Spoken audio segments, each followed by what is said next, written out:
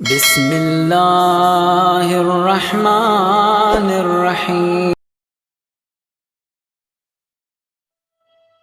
ہر اس شخص کے لیے جو صحیح راستہ انتخاب کرنا چاہتا ہے آغاز کربلا ہے، اور انجام اسی طرح ہے جس طرح محمد تقی کے لیے تھا۔ بإني ذاهب إلى زيارة الأربعين إن شاء الله، إلى كربلاء إن شاء الله، الليل إن شاء الله، الليل إن شاء الله كربلاء. نعم إن شاء الله. أفرحكم الله إن شاء الله. وتعيشتموني إن شاء الله. وتكون زياراتي كلها لك ولوالدك هدية إن شاء الله. إن شاء الله. 5 زيارات إن شاء الله. أبي الفضل. على معاد الفجر إن شاء الله. ولو على الاختصار إن شاء الله. في غير زمان واحد إن شاء الله. إن شاء الله. اختصركم الله بالله مع العافية إن شاء الله. يا علي.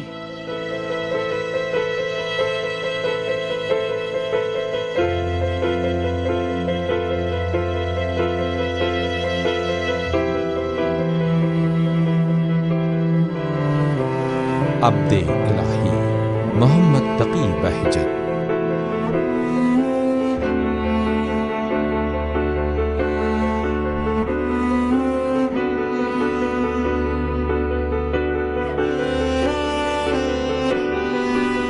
یہ ڈاکومنٹری اس عبد الہی کی پہچان کا ایک سفر ہے۔ حضرت آیت اللہ بہجت فرمایا کرتے تھے کہ جب وہ بچے تھے تو کبھی ایسا ہوتا کہ اپنے خاندان کی خواتین کے ہمراہ قریبی امام زدگان کے مزارات پر جایا کرتے تھے۔ گفتن سنگ هایی در امامزاده، اگر کسی اون سنگ ها را بردارد و نیت بکند، سوال بکند هر چیزی را، اون در جواب ذکر میکند اون چرا که واقعیت داره۔ مثلا وہ کہتے ہیں فرض کریں کہ اگر آپ جاننا چاہتے ہیں کہ اس سال مشہد زیارت کے لیے جائیں گے یا نہیں، تو اگر پتھر حرکت کرتے تو اس کا مطلب آپ مشہد زیارت کے لیے جائیں گے۔ بچه بود نمیدونست که چی بگه، چی سوال بکنه. اصلا بچه با زنها رفته بود به زیارت امامزاده‌ای، نمیدونست، خیلی کوچیک، شایدم 7 ساله مثلا اگر بوده نبوده، شایدم کوچکتر بوده. ان خواتین میں سے ایک عورت نے کہا کہ یہ پتھر اس بچے کو بھی دیں۔ بیس دست گرفت، بعد فکر کرد خب مالا چی بخوام، چی سوال بکنه، چی کار بکنه. بچه بود خب نمیدونست چی بکنه چی نکنه. اس سے پہلے کہ وہ کوئی ایسی بات کریں یا پتھر مجھے دیں، میری کوئی نیت نہ تھی، کیونکہ میں نہیں جانتا تھا کہ مجھے بھی دیں گے۔ ذهنش آمد که سوال بکنه که من که در دست من هستی، من مثلا کربلا مشرف میشم با اون کوچیکی. با قاعده حرکت کرد، هیچ حرکت نمی کرد در دستا. این سوال را که کرد به قاعده حرکت کرد.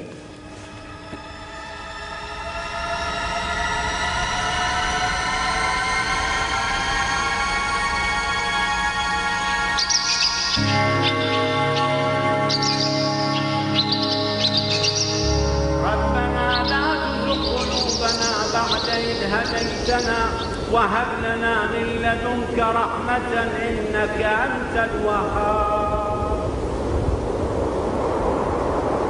دوسری منزل کربلا۔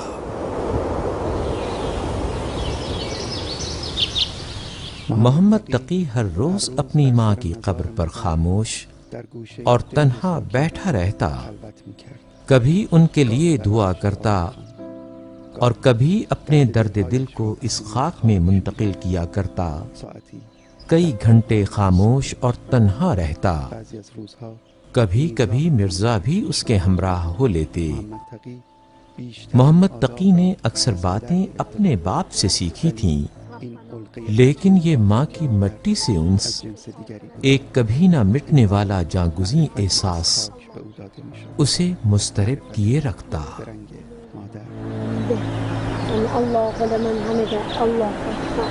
ان کے بھتیجوں میں سے ایک نے ان سے پوچھا، آقا کیا آپ نے کبھی اپنی والدہ کو خواب میں دیکھا ہے؟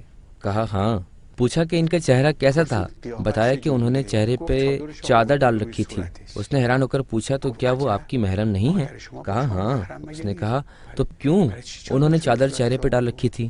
آپ نے جواب دیا کہ ظاہراً وہ چاہتی تھیں کہ یہ وابستگی اور دل لگی پیدا نہ ہو، دوبارہ کہیں محبت اور یہ دل لگی پیدا نہ ہو جائے کہ شاید جس کی وجہ سے بعد میں پریشان ہو جاؤں۔ کیا ایسا ہو سکتا ہے کہ یہ محبت کم ہو جائے، حتیٰ کہ اگر اولاد نے اپنی ماں کو نہ دیکھا ہو یا اس کی کوئی دھندلی سی تصویر اس کے ذہن میں ہو؟ انہی دنوں میں سے ایک دن جب محمد تقی ماں کے مزار پر پہنچا تو شوق ملاقات میں زانو طے کیے اور اپنے آپ کو گرا دیا۔ ماں مرضیہ کے جانے کے دن سے لے کر آج کئی سال بعد تک جو غم و رنج دل میں تھا سب کا اظہار کر دیا اور آنسوؤں سے چہرہ بھیگ گیا۔ قبر کی حالت بھی خراب ہو گئی، کوئی چیز بھی اپنی جگہ پر نہ تھی، نہ محمد تقی کا خاموش و تنہا گوشہ دل، نہ ماں اور نہ قبر کی مٹی۔ ظاہراً وہ قبر نہ تھی، انہیں امانتاً سپرد کیا گیا تھا۔ اس زمانے میں قبر نہیں بنائی جاتی تھی، کیونکہ اگر وارثین کی نیت ہوتی کہ اسے عتبات عالیہ لے جائیں گے یا کربلا یا مشہد یا کسی دوسری جگہ دفن کریں گے تو جسد کو سپرد کر دیا جاتا تھا۔ وہ فرماتے تھے کہ ظاہراً میرے والد چاہتے تھے کہ مجھے خبر نہ ہو، میں بھی سمجھ گیا کہ انہوں نے جان بوجھ کر ایسی منصوبہ بندی کی تھی کہ میری غیر موجودگی میں یہ کام کریں۔ باپ نے محمد تقی کو نہ بتایا تھا کہ وہ چاہتے ہیں کہ مرضیہ کے جسد کو کربلا بھیجیں۔ مرزا نے ماں کے ساتھ ان کی روزانہ کی خلوت اور راز و نیاز کو دیکھا تھا اور اچھی طرح جانتے تھے کہ ماں کی جدائی ان کے لیے کس قدر مشکل ہے۔ ماں کی خالی قبر محمد تقی کی اداسی کو بڑھا رہی تھی اور دل کو بے تاب کر رہی تھی۔ ایسا لگ رہا تھا کہ جیسے وہ منتظر تھے کہ اس قبر کی وجہ سے ان کی بے تابی میں اضافہ ہو۔ دل کو جدا کرنے کے لیے کسی دلیل کے انتظار میں تھے۔ دل کو جدا کرنا اس دیار غیر کی طرف جانے کے لیے، ایک جانی پہچانی غربت اختیار کرنے کے لیے۔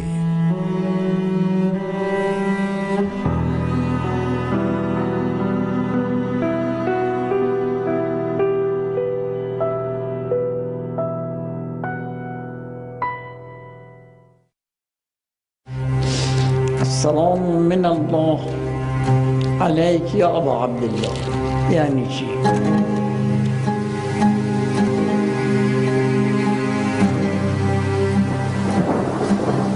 السلام من اللہ علیک یا ابا عبداللہ، این تعبیرات زیاد ہے۔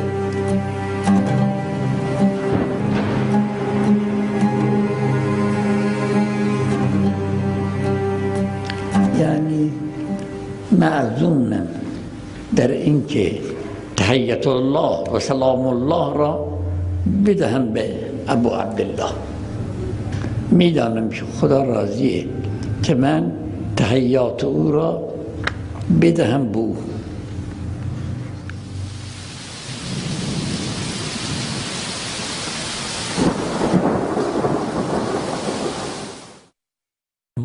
اگر ہم واقع بہجت کی سلوکی کیفیت کو بیان کرنا چاہیں تو ہم دیکھتے ہیں کہ اس کی بنیاد فومن سے شروع ہوتی ہے۔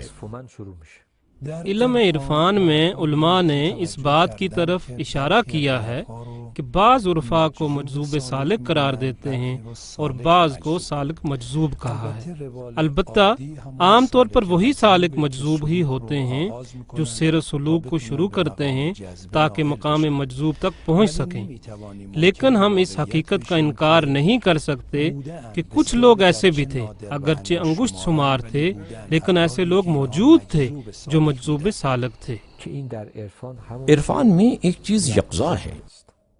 یقظہ یعنی بیداری۔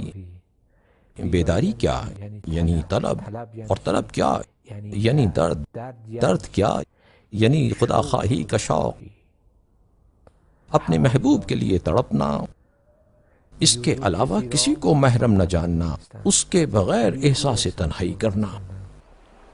پرواز کرنے اور بلندی پانے کا شوق محمد تقی کے لیے ایک بلند افق رکھتا تھا۔ فومن اس کا احاطہ نہیں کر سکتا تھا۔ کوئی جذبہ و احساس انہیں دیار غیر کی طرف بلا رہا تھا، وہ پردیس جسے انہوں نے کئی سالوں سے کربلا والوں کے عزا میں لکھے جانے والے مرزا کے مرثیوں میں دیکھا تھا اور اس سے آشنائی رکھتا تھا۔ اپنے گلشن کے پنچھی کو جدائی اور فراق کی کیا شرح دوں کہ ان حادثات و مسائل والی جگہ پر کیوں کر آ گرا ہوں؟ یہ در حقیقت اس اضطرابی حالت و کیفیت کی عکاسی ہے جو کہ فومن میں حضرت آیت اللہ بہجت کی تھی۔ جب یہ خواہش پیدا ہوئی اور جب آتشین شوق شعلہ ور ہو جائے تو جب تک انسان کو مقصد تک نہ پہنچا دے اس کی آگ نہیں بجھتی۔ مرحوم آیت اللہ بہجت کے بارے میں جیسا کہ آپ نے کہا بالکل طے شدہ امور میں سے ہے، بچپن سے ہی ان میں ایسی خصوصیات مشاہدہ کی جا رہی تھیں۔ مرضیہ کے کربلا چلے جانے کے بعد اب محمد تقی کے لیے ٹھہرنا بہت مشکل ہو رہا تھا، کیونکہ کئی سالوں سے کربلا کا شوق ان کے دامنے گیر تھا۔ زیارت کا شوق بھی اور مجاورت کا ارادہ بھی تھا، لیکن وہ اپنے والد سے کچھ نہ کہتے تھے۔ یوں لگتا تھا کہ جیسے کسی علامت یا اشارے کے انتظار میں ہیں۔ اب ماں کے چلے جانے کی وجہ سے ان کا دل کرتا تھا کہ ہر بات کو جناب مرزا سے کہہ دیں۔ شاید اس بے قراری کا شعلہ جناب شیخ احمد سعدی کی شاگردی اختیار کرنے کی وجہ سے روشن ہوا تھا۔ ایسے استاد جو حوضۂ کربلا و نجف اور بلند پایا اساتذہ کے دروس کا مزہ خوب چکھ چکے تھے، جو کچھ بھی تھا چاہتے تھے کہ چلے جائیں۔ بہت سو نے یہیں سے شروع کیا ہے ان کے استاد کے استاد جناب ملا حسین کلی ہمدانی آل اللہ مقامہ شریف حاج عقائے احمد کربلائی، جو کہ ایک خاص مقام رکھتے ہیں۔ حاج عقائے علی قاضی جو یہ کہتے ہیں کہ میرے پاس جو کچھ ہے امام حسین سلام اللہ علیہ سے ہے۔ ان کے کمال میں پہلا کشف جناب قمر بنی ہاشم سلام اللہ علیہ کے حرم مبارک میں پیش آیا۔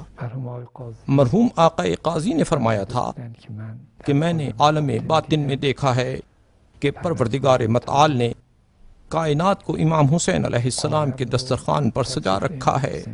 تمام فیوزات حضرت کے وجود نازنین کے واسطے سے عالم تک پہنچے ہیں اور ہمکار حضرت ابو الفضل العباس علیہ السلام ہیں۔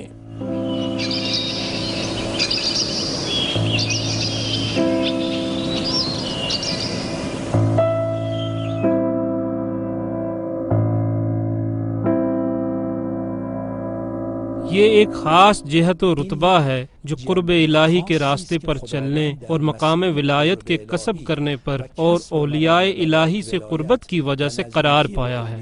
اب نہیں معلوم کہ مرحوم آقا بہجت نے اس عمر میں متوجہ رہتے ہوئے ایسا کام کیا ہے یا حضرت حق کی طرف سے خاص عنایت کی وجہ سے ہے۔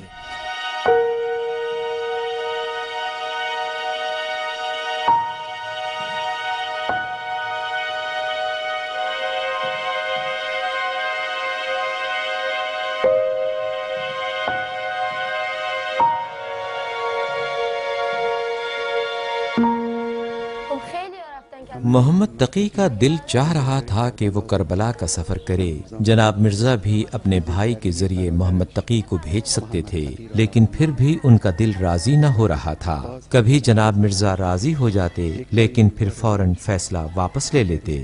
وہ محمد تقی کو اپنے دل سے دور نہیں کر سکتے تھے، لیکن وہ اچھی طرح جانتے تھے کہ محمد تقی کا دل اداس ہو چکا ہے۔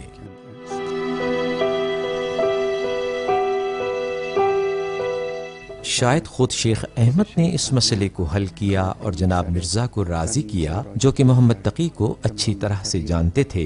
وہ جانتے تھے کہ اب اس کا دل فومن میں نہیں لگے گا۔ وہ جانتے تھے کہ اب اسے ایسی جگہ جانا چاہیے جو علم کا مرکز ہو، جہاں اکثر اہل معرفت جمع ہوں، ایسی جگہ جو کہ سید الشہداء کے جوار میں ہے۔ بالآخر جناب مرزا اس جدائی پر راضی ہو گئے اور ایک کاروان میں جناب حاج محمد دبائی کے ہمراہ محمد تقی کو روانہ کر دیا۔ اردبہشت کے آخر اور 1928 بمطابق 1347 ہجری میں کاروان ہمدان کی طرف روانہ ہو گیا۔ ان دنوں میں رضا شاہ کی حکومت نے سرحد سے آنے جانے کے لیے بہت سخت قسم کے قوانین بنا رکھے تھے۔ محمد تقی جو والد کے بغیر اور کسی شناختی کارڈ یا ویزے کے بغیر سفر کر رہے تھے، آگے تک نہ جا سکے۔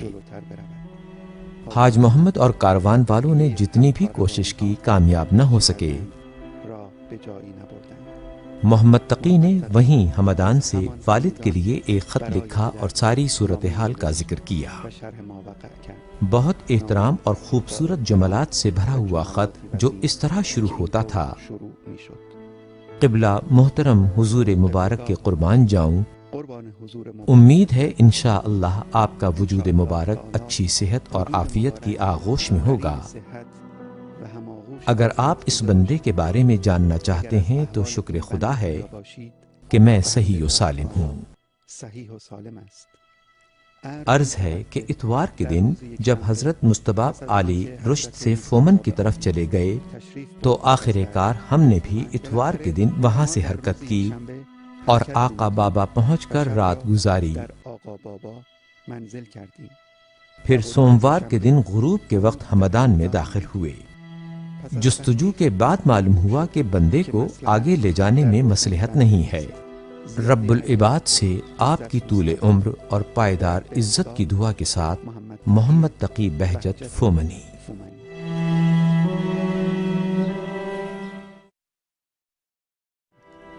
جو کچھ بھی تھا، محمد تقی فومن واپس آ گئے تاکہ کربلا کے ویزے کا انتظار کریں۔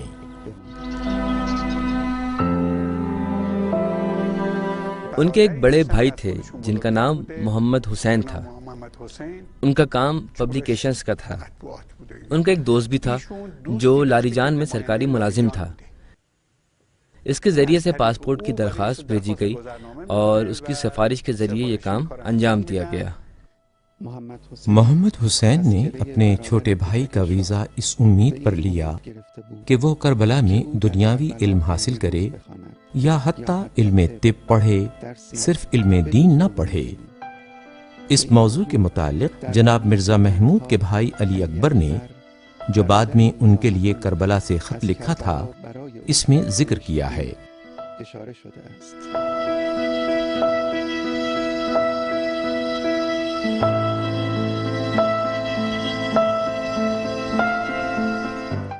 مرزا جانتے ہیں کہ محمد تقی جانے کے لیے بےتاب ہیں۔ یہ بھی اچھی طرح جانتے ہیں کہ اس سفر کے بعد ایک طویل فراق کا سلسلہ ہے۔ ماہ آذر 1928 شمسی میں سب کچھ آمادہ ہو جاتا ہے۔ ویزا، کاروان اور مرزا کا بے قرار دل بالآخر محمد تقی سے دوری کے غم کو برداشت کرنے پر آمادہ ہو جاتے ہیں۔ یہ وہی غم ہے جو مرزا کے اشعار میں ہمیں ہر جگہ نظر آتا ہے، جیسے وہ شعر جو محمد تقی کی آخری تصویر کے نیچے تحریر ہے: تم چلے گئے اور تمہارا داغ دل کے اندر رہ گیا، میرے دل و جان تم پر فدا اے تقی، تمہاری تصویر ہی رہ گئی ہے اور تم نہیں ہو، اے میری آنکھیں میں تم پر فدا اے تقی۔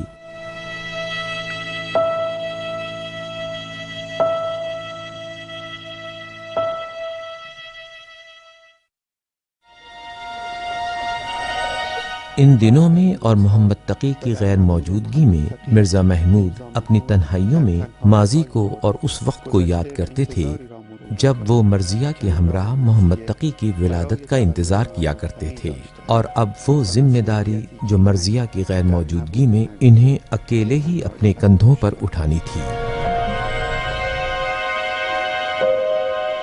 اس کے علاوہ اپنے بھائی مرزا علی اکبر کے بارے میں سوچا کرتے تھے کہ جو کربلا کا رہائشی تھا اور چند دن تک محمد تقی کا میزبان ہوگا۔ پھر قدیمی حوزہ علمیہ کربلا کو یاد کرتے، جو چند سال پہلے تک مرزا شیرازی دوم کے کربلا آنے سے کچھ سال بعد تک کربلا نجف سے زیادہ پر رونق ہو گیا تھا اور مرکز بن گیا تھا۔ اب اگرچہ مرزا شیرازی دوم کی وفات کی وجہ سے مرکزیت دوبارہ نجف کو حاصل ہو گئی تھی، لیکن اب بھی وہاں بہت ماہر و زبردست اساتذہ موجود تھے۔ مشہور اساتذہ جیسے شیخ ابو القاسم خوئی، شیخ جعفر حائری فومنی، آیت اللہ مرزا مہدی شیرازی اور آیت اللہ سید حسین حائری ضوابط کے مصنف۔ شروع میں وہ اپنے چچا کے گھر گئے۔ اس چچا کا وہاں ایک تندور تھا۔ وہ بہت مشہور شخص تھے اور دیندار بھی تھے، علماء کی مدد بھی کیا کرتے تھے، پیسے دیا کرتے تھے، اسی طرح کے کام کیا کرتے تھے، لیکن ان کی کوئی اولاد زندہ نہ رہتی تھی۔ ان دو بھائیوں کے درمیان لکھے گئے خطوط سے ان دو کے درمیان موجود رابطے اور احترام کا بخوبی اندازہ لگایا جا سکتا ہے۔ مرزا علی اکبر اپنے ایک خط میں اپنے بھائی مرزا محمود کو بہت زیادہ سلام و دعا کے بعد لکھتے ہیں کہ میں نے خدا تعالی سے چاہا کہ مجھے اجازت دے، لیکن اجازت نہ دی، حتیٰ میں نے 3 دن تک روزے رکھے، روتی ہوئی آنکھوں کے ساتھ خدا تعالی کی بارگاہ میں گریہ وزاری کی تاکہ میرے فرض کو معین فرما دے۔ ہرگز اذن نہ دیا گیا۔ مرزا علی اکبر ایک مومن اور اہل دل شخص تھا، جس قدر اپنے بھائی سے محبت کرتا تھا کیونکہ اس کی کوئی اولاد نہ تھی، اس لیے اسی قدر اپنے بھتیجے سے بھی پیار کرتا تھا، اس کے لیے کسی چیز سے دریغ نہ کرتا تھا۔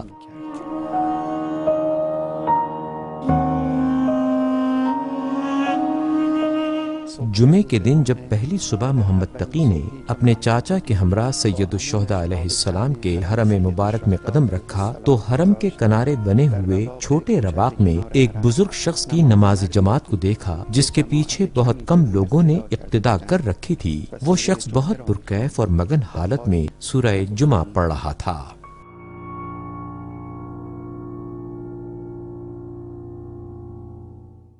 حوزات علمیہ میں عموماً آقائے نائینی کو علمی شخصیت کے عنوان سے جانا جاتا رہا ہے۔ جو ابحاث ان کی کتابوں پر لکھی گئی ہیں، اس حوالے سے وہ ایک علمی شخصیت کے مالک ہیں، لیکن وہ علوم باطنی اور معنوی کی طرف بھی راغب کیا کرتے تھے۔ مرزا حسین نائینی بلند مرتبہ فقیہ اور ملا اخند جیسے عظیم استاد کے شاگرد تھے۔ مشروطہ قیام کے واقعے میں ملا اخند کے شانہ بشانہ جہاد کرتے رہے، یہاں تک کہ قیام کے زمانے میں ملا اخند کے نام عوام اور مراجع عظام کی طرف سے لکھے جانے والے اکثر خطوط کا جواب جناب نائینی دیا کرتے تھے۔ اسی وجہ سے عام طور پر لوگ انہیں فقیہ و عالم کی نسبت ایک سیاسی شخصیت کے طور پر زیادہ جانتے تھے۔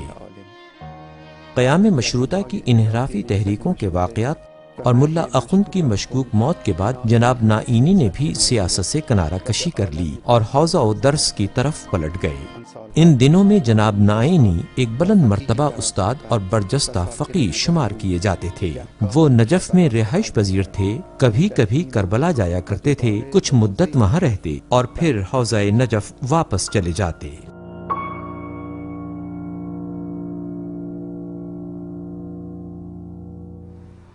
کہتے ہیں کہ میں نے اس شخص کے چہرے پر کچھ ایسے آثار دیکھے کہ میں تعجب کرتا تھا کہ کس طرح لوگ ان آثار کو دیکھتے ہیں اور پھر معمول کے مطابق ان کے پاس سے گزر جاتے ہیں۔ ایک ایسا فرد جس نے ابھی تک کسی استاد سے فیض حاصل نہیں کیا، نہ سیر و سلوک کی منازل کو طے کیا ہے، حوزہ درسی میں نووارد ہیں، وہاں پہلی نماز کا منظر دیکھا ہے اور وہ بھی سن بلوغ سے کمتر عمر میں ہیں۔ بعد میں معلوم ہوا کہ ان خصوصیات کو صرف میں ان کے چہرے پر دیکھتا ہوں، میرے علاوہ کوئی اور نہیں دیکھ پاتا۔ کہتے ہیں کہ ان خصوصیات کو میں نے کسی اور میں نہیں دیکھا سوائے اپنے وطن میں حاج شیخ احمد سعیدی کے چہرے پر دیکھا۔ ان کے لیے ہر چیز نماز کے ساتھ شروع ہوئی۔ یوں لگتا تھا کہ ان سالوں میں ان کے لیے جو کچھ بھی واقعہ ہوتا اس کا سلسلہ نماز کے ساتھ جڑا ہوا ہوتا تھا۔ شروع میں حاج شیخ احمد کی نماز کے مجذوب ہوئے، پھر بعد میں کربلا میں شیخ نائینی کی نماز کے حالات نے اس میں اضافہ کیا۔ اس کے بعد ہمیشہ نماز ان کے ہمراہ رہی، ان کے لیے نماز تقرب اور سلوک کا وسیلہ بھی تھی اور اسی سلوک کا نتیجہ بھی تھی۔ ببخشید برای نفی خواطر شیطانی باید چه کرد؟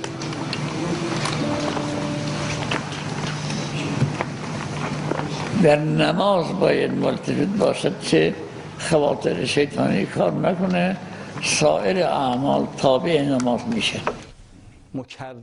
مختلف حوالوں سے میں نے کئی مرتبہ جب ان سے رہنمائی چاہی تو انہوں نے فرمایا نماز۔ کیوں؟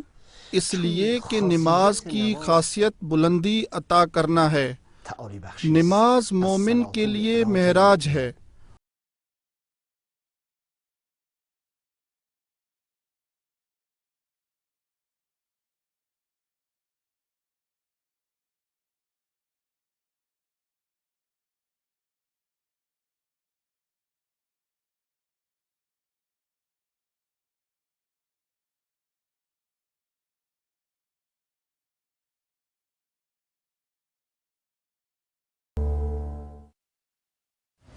اللہ اکبر، الحمد للہ، اشہد ان لا الہ الا اللہ وحدہ لا شریک لہ۔ جناب نائینی کی نماز کا تجربہ ان کے لیے پہلا تجربہ نہ تھا۔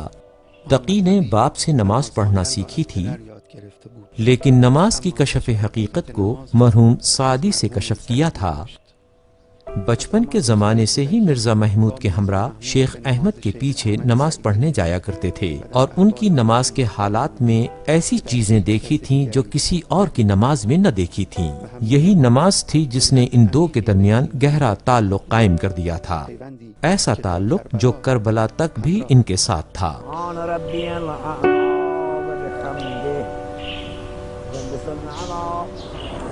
نماز بلندی ہے، ایسی بلندی جو روح کے لیے آسانی پیدا کرتی ہے لیکن جسم کے لیے سختی پیدا کرتی ہے۔ روح شہود کی شادمانی میں غرق ہے لیکن بدن اس بلندی کی طرف پرواز کی طاقت نہیں رکھتا۔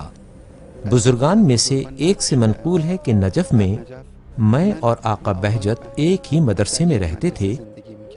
بعض دفعہ وہ مجھ سے کہتے کہ کبھی کبھار جب میں نماز پڑھتا ہوں تو 3 دن تک میرے جسم میں درد رہتا ہے اور ٹوٹتا ہے۔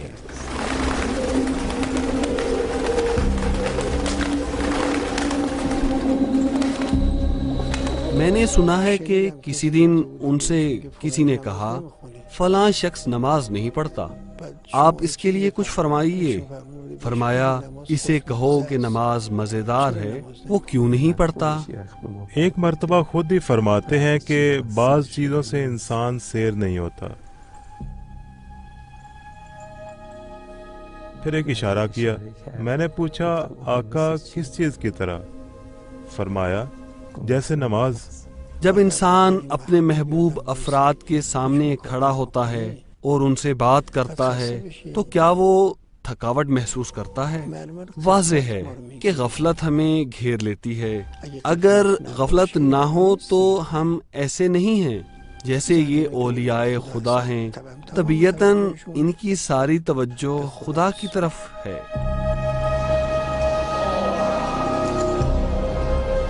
کربلا میں مرحوم نائینی کی نماز کے تجربے کے بعد پھر کسی اور کی نماز کے بارے میں کبھی بات نہیں کی، لیکن بہت جلد ان کی اپنی نماز کا فرق دوسروں سے واضح ہو گیا۔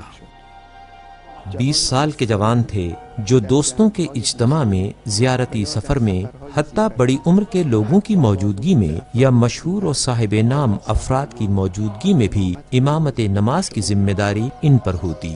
شاید وہ بھی چاہتے تھے کہ ان کی نماز کا کوئی گوشہ ان کے نصیب میں ہو جائے۔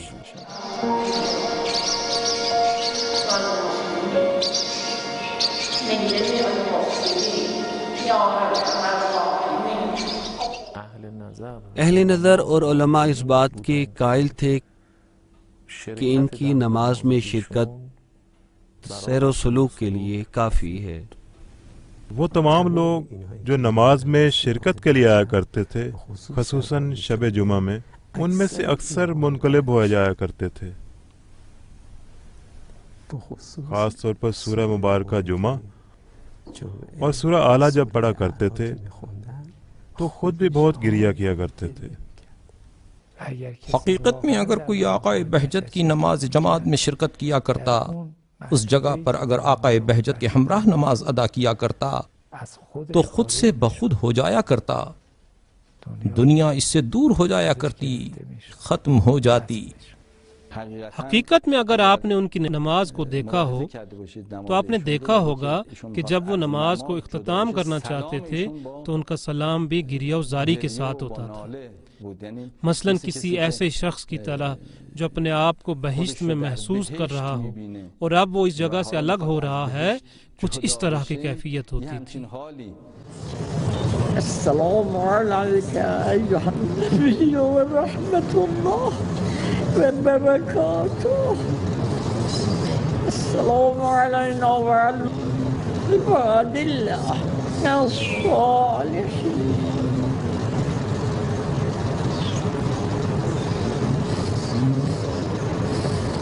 السلام علیکم ورحمۃ اللہ وبرکاتہ۔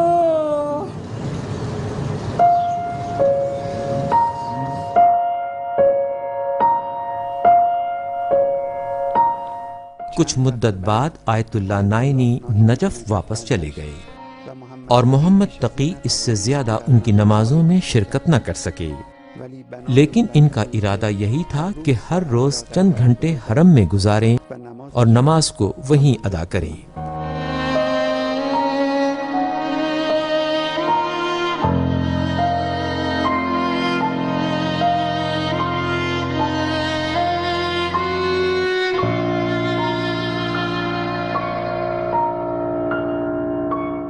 جب وہ وہاں گئے تو ابتدائی دنوں میں خود انہوں نے اپنے والد کے لیے لکھا کہ میں چچا کے ساتھ صبح گھر سے نکلتا ہوں اذان فجر سے پہلے، ہم ابا عبداللہ الحسین علیہ السلام کے مشرف میں مشرف ہوتے ہیں اور پھر رات نماز پڑھنے کے بعد بندہ اپنے چچا کے ہمراہ بہت صبح گھر میں وضو کرتا ہے، پھر ہم سید الشہداء علیہ السلام کے حرم میں چلے جاتے ہیں، نماز باجماعت اور دعا پڑھنے کے بعد زیارت میں مشغول ہو جاتے ہیں، پھر میں اسی آقا شیخ کے درس میں چلا جاتا ہوں، وہاں تصریف کا ایک درس پڑھتا ہوں اور مطالعہ کرتا ہوں اور 2 عدد مباحثے بھی کرتا ہوں جب تک دوپہر ہو جاتی ہے۔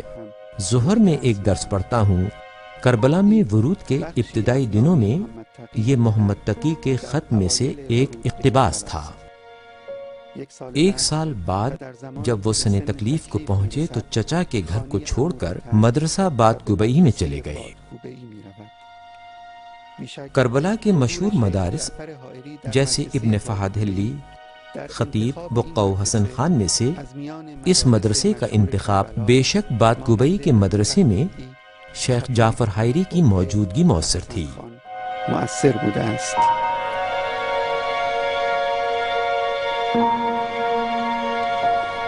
شیخ جعفر حائری مرزا محمود کے رشتہ داروں میں سے تھے اور ان کے ساتھ بہت گہرا اور دوستانہ تعلق و رابطہ رکھتے تھے۔ مرزا علی اکبر کی طرف سے مرزا محمود کو لکھے گئے خطوط میں سے ایک کے حاشیے پر شیخ جعفر کی تحریر بھی ملتی ہے۔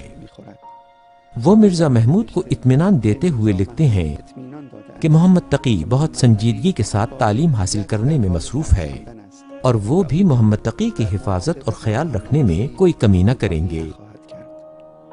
بہرحال محمد تقی کے مدرسے جانے سے اس بات میں مدد ملی تھی کہ وہ زیادہ توجہ کے ساتھ درس پڑھے۔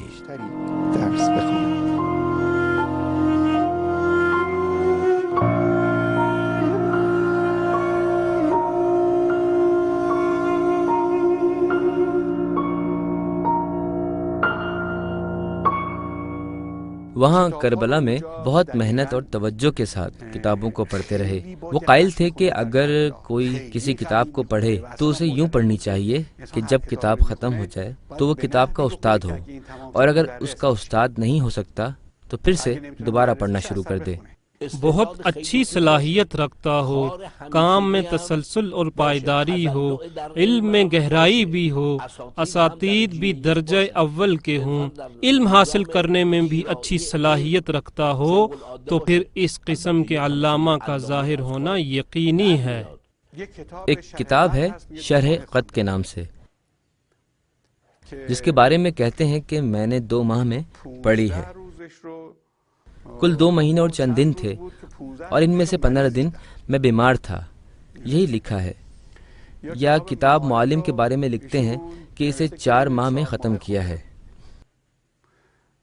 حوزے کے 1 سال درس کے حساب سے کہتے ہیں کہ 4 ماہ میں پڑھی ہے، اور ہمارے استاد بڑی سطح کی کتابوں سے بھی مثالیں لایا کرتے تھے، یعنی صرف کتاب میں سے درس نہیں کہتے تھے۔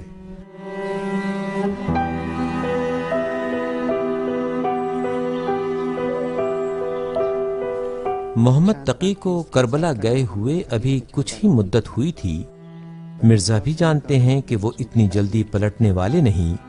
یوں تھا کہ جیسے ان کی ہمت جواب دے رہی تھی۔ انہوں نے زاد سفر باندھا اور تمام تر سختیوں کو اپنی جان پر لیتے ہوئے فرات کے کنارے بیٹھے کربلا کی طرف سفر شروع کرتے ہیں، تاکہ سید الشہداء کی زیارت بھی کر لیں اور اپنے بیٹے کی زندگی کو بھی قریب سے دیکھ لیں۔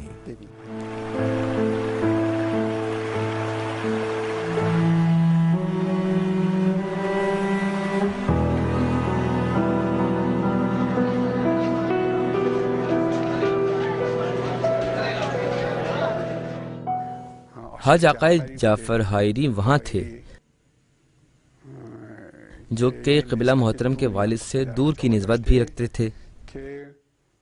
انہوں نے اسی سفر میں، جس میں قبلہ محترم کے والد زیارت اور اپنے بیٹے کو ملنے کے لیے کربلا آئے تھے، وہ قبلہ محترم کو عمامہ پہناتے ہیں اور انہیں معمم کر دیتے ہیں۔